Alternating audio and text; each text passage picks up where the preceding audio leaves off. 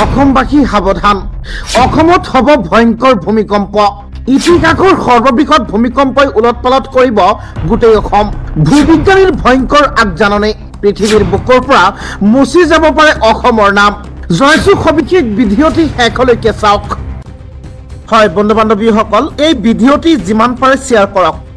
অসমত 8.6 প্ৰাবল্যৰ বৰভূমিকম্পৰ আশংকা বিজ্ঞানীয়ে দিলে ভয়ংকৰ আগজাননী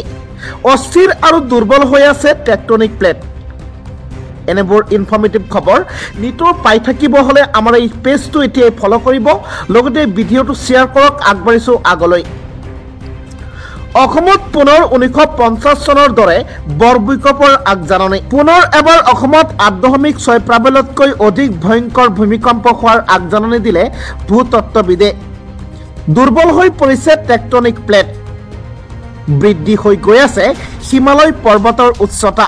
লণ্ডনত থকা অসমৰ ভূতত্ত্ববিদে দিছে ভয়ংকৰ তথ্য কেৱল অসমেই নহয় সমগ্ৰ উত্তৰ পূৰ্বাঞ্চলৰ বাবে বিপদ মাতিব পাৰে টেকটনিক প্লেট যি ঠাইত এবাৰ ভূমিকম্প হয় সেই ঠাইত ভূমিকম্প বাৰে বাৰে হোৱাৰ সম্ভাৱনা লগে লগে গতি কৰি গৈ আছে ইণ্ডিয়ান প্লেট কি হৈছে উত্তৰ পূবৰ ভূগৰ্ভত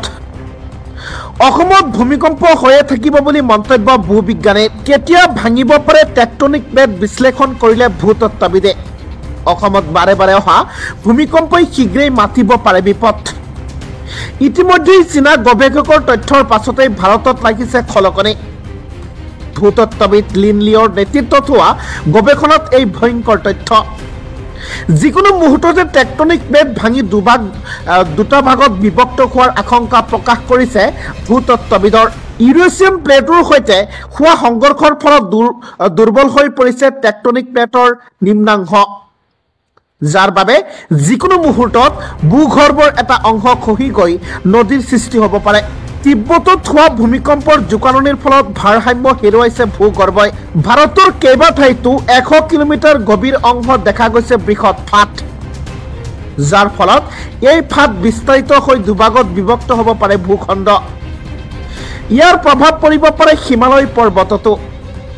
কিয়নো হিমালয়ৰ উৎপত্তি ইউৰেছিয়ান প্লেটৰ সংঘৰ্ষৰ ফলতে সৃষ্টি হৈছিল অসমত পুনৰ 1950 চনৰ দৰে বৰভূমিকম্পৰ আগজাননী প্ৰদান কৰিছে ভূতত্ত্ববিদসকলে